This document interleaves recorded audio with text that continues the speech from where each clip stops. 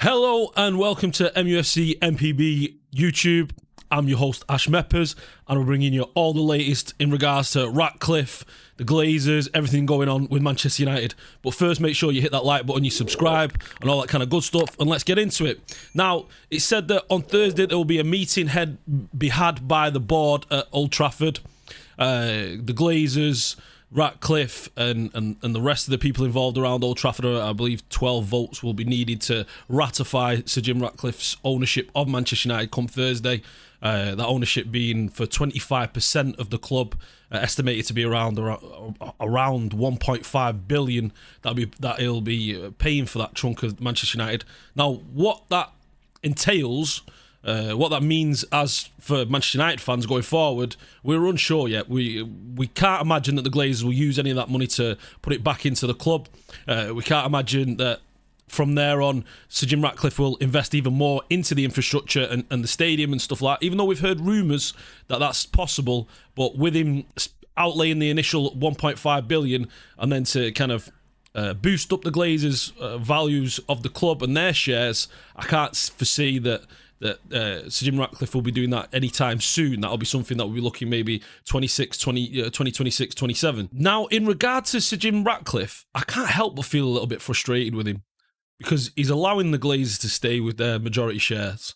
And not only that, you'd assume that being a Manchester United fan, you'd look at the Qatari bid, you'd look at the 180 or 160 billion they spent on securing the World Cup, the amount of money they pumped into the F1 with the stadium, the ground, I'm not sure, the track.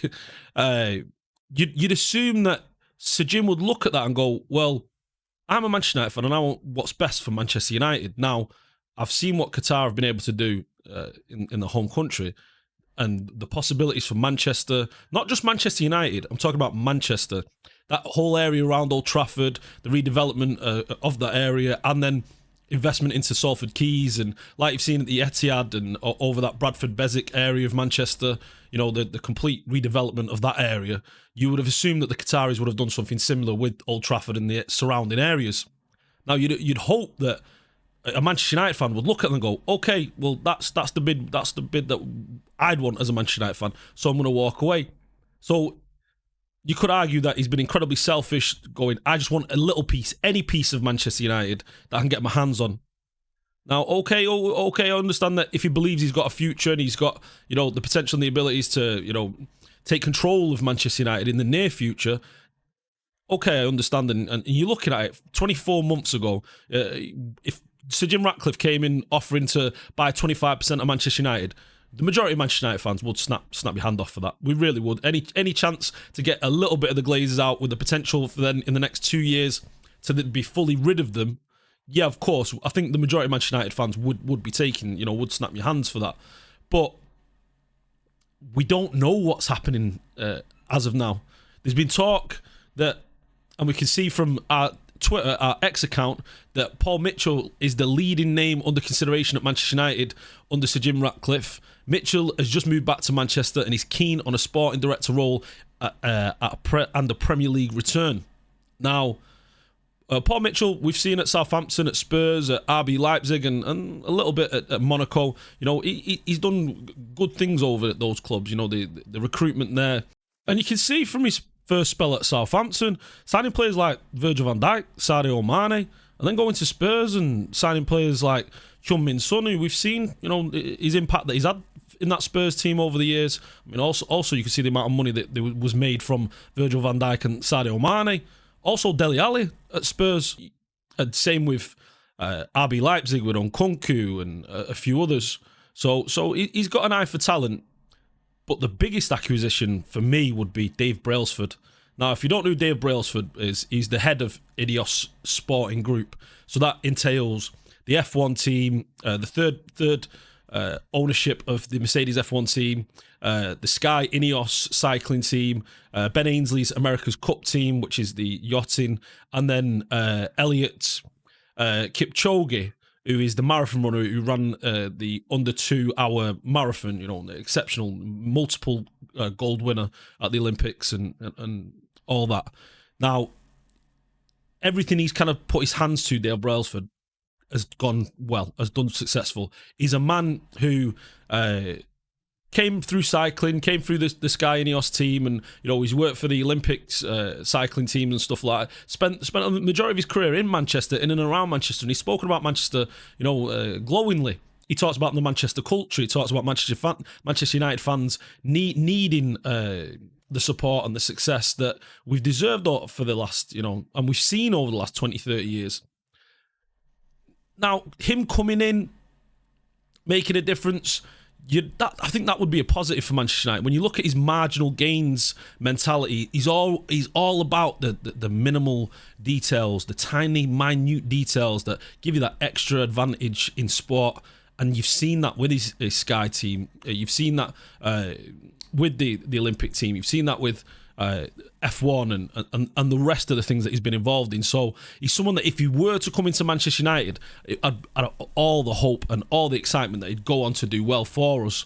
So that is if he is going to be taking part, and taking control of Manchester United. Whether the Glazers relinquish control, whether they allow Sir Jim, like we've heard recently, that potentially he's going to be allowed to take control of the sporting side of things. I mean, we'll see. There's no guarantee that he'll have the final say on things because he hasn't got a majority share. And when it comes down to the rules and the laws of the club and the board, it all comes down to voting rights and the majority voting rights. And the Glazers will be able to veto anything that Sir Jim Ratcliffe wants to implement and bring into the team. So it's also been said that Erik Ten Hag will receive reassurances is part of the Sir Jim Ratcliffe's plans for Manchester United if the British billionaire reaches a deal to run the sporting side of the club. Now, you'd hope that would be the case. I mean, Ten Hag, he's had a bad spell of late, but you look at what he did last year, you look at all the stuff that's been going on in and around the background of the club that he's had to deal with. He's had an incredibly difficult time, and also you can look at it and you could say that he's lacked support from above. Now, in regard to money, he's been supported fairly well. I mean, in January last year, during the transfer window, the winter transfer window, he received 2 loan players when we was close and pushing on for a potential title challenge. He received Weghorst and Sabitzer, which wasn't good enough. So monetarily, you can question that a little bit. But he also hasn't been able to make some big signings. But when it comes to which signings to pick and which players to choose and buy, it appears that it's been Ten Hag and his agent that have been alone in picking those players. Because John Murtough hasn't come to him with, or it doesn't appear to have come to him with a list. Because you look at the majority of the players that Erik Ten Hag signed, I mean, he's been involved with a lot of them. You look at Amrabat, you look at Onana, you look at Anthony, you look at a few of the others, Malacia in the Dutch league. It looks essentially like it was a list that was picked by Erik Ten Hag himself rather than a sporting director or a scouting department that was capable of giving him players and options for the manager that would go on to help the club succeed with or without Erik Ten Hag. Now, it looks like we're building a team just specifically for Ten Hag. So it's interesting in regards to what goes on there. Ineos also plans to invest in the club structures, stadium, training centre, etc. I mean, you've seen with Carrington, we've had no investment, pretty much next to no investment in Carrington for the last 15 years. Prior to that, we had the Cliff and the previous ownership was invested in the stadium quadrants, in the new training grounds, in all the facilities. Since the Glazers have come in, we've not seen that kind of investment, and it's been poor, it's been weak, and we need to really see an improvement. We've seen in the last 2 months Charlie Savage speak about how Reading's training grounds are up to the standard of Manchester United's, which is ridiculous. What a Reading, a League One team, and yeah, it's embarrassing, to be honest, as a Manchester United fan, and it's not something that we really want to be seeing at the club. We want to see best in class like we had under the previous regime and under David Gill and Sir Alex Ferguson. Okay, you can say, that's old days, that's gone by now, but that is what you've got to get to. You've got to get to the best in class, whether it's the best in class for Manchester United or it's the best in class in world football.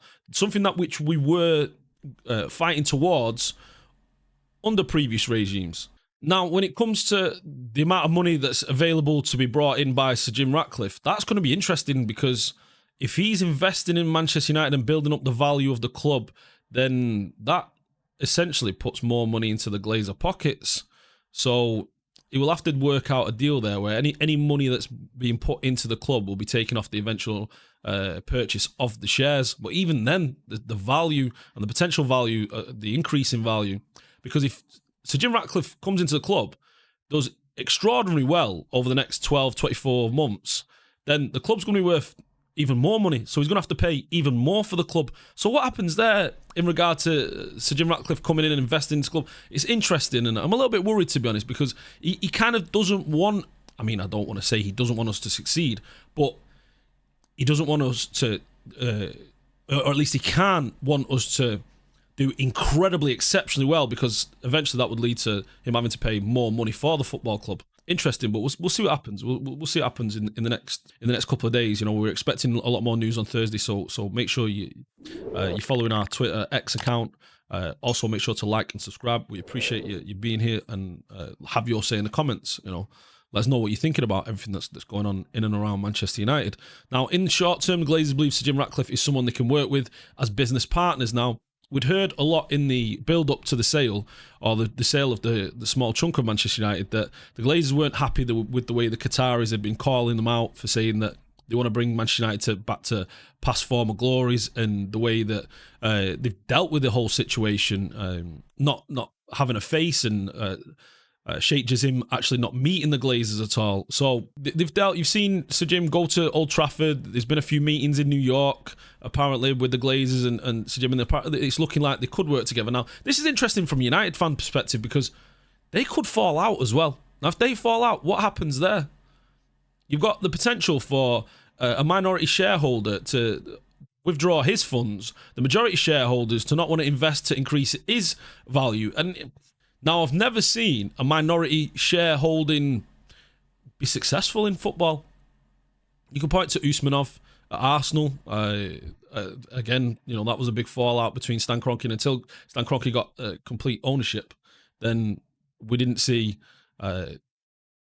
Arsenal's ability to challenge, really. And now you're seeing that now that he's had complete ownership and the time to build and develop that. Now, Sky Cavi has been saying that Ratcliffe wouldn't be spending so much time and money if he didn't feel he could make a real difference on and off the pitch. He's an extremely successful businessman, but it's fair to say his investments in sport haven't always paid off. Now, you can look to Nice, and Nice right now are second in the table in Ligue 1. They're performing incredibly well, to be honest. They're unbeaten this season, and that's taken, what, 4 seasons now? 4 seasons for him to kind of get them into a position that we don't know how they'll see out the rest of the season. But so far, they're playing, you know, exceptionally well and playing some good football, and got some fantastic young players there, the likes of Todibo and Kefran Turan, who we've been linked to, and what happens there with the potential for Manchester United trying to buy those players. That would be interesting, but I would definitely take both of them at our club, and I imagine you would too. I'd love to know your opinion and your thoughts on that. Make sure, again, to get your comments in the chat. In the 4 years that he's been in charge of Nice, and then you look the prior 4 years to that, you could say it's about even, about level. So he's not come in and performed miracles. You know, he's not changed the complete outlay and look of the club. And these fans they're a little bit like that. They're a little bit, you know, just meh with his ownership so far. They've not been surprised. And not been excited about, you know, what he's brought to the football club. So whether he comes to Manchester United and has that control of the 25%, which again, it is just 25%, it's going to be interesting to see what happens with that. Now, as I spoke earlier, and according to the mufcMPB, Sir Dave Brailsford and Jean-Claude Blanc are both set for roles at Manchester United. Now, again, we'd love your opinions and your thoughts on this. Jean-Claude Blanc, I can't say I know too much about him. I'm going to have to do my research on him and come back to you with a lot of that. But from recollection, I believe he was part of the Olympic team, the Davos, the Davis Cup, and also played a big part in tennis over recent years, and also the Juventus CEO. So he's got that sporting experience there that you want to hear. You want to know as a Manchester United fan that these people have got the pedigree, the quality, the calibre to take on a big role and a big job at Manchester United. You know, which is a tough job at the moment, as we've seen over the past 5-10 years since the loss of David Gill and Sir Alex Ferguson from the football club. So whether Sir Jim Ratcliffe is going to be our man and take us forward into the future is going to be interesting, but keep up to date. Make sure you follow it. Make sure you like the video, and we'll be bringing you all the latest and freshest, newest Manchester United news here over at mufcMPB. Thank you very much for your support today, and see you boys next time. Bye-bye.